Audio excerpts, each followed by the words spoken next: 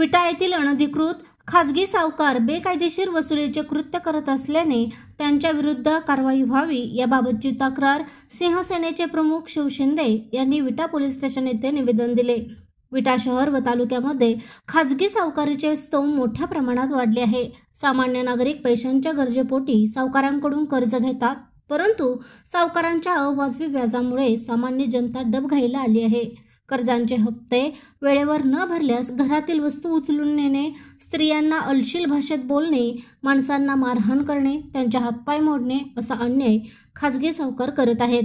या सगळ्याचा परिणाम म्हणजे समाजात गुन्हेगारीचे प्रमाण वाढले आहे। सावकारीला कंटाळून आत्महत्येचे प्रमाण वाढले आहे। तसेच गावातील लोक गाव सोडून पळून गेले आहेत। त्यामुळे खासगी सावकारांची तातडीने चौकशी करून तात्काळ गुन्हे दाखल करावेत, अन्यथा शिवसेना संघटना विटा पोलीस स्टेशनच्या बाहेर दिनांक 17/2/2025 पासून बेमुदत ठिय्या आंदोलन करेल असा इशारा शिव शिंदे यांनी दिला आहे। प्रशांत कांबळे, अग्रणी न्यूज, विटा।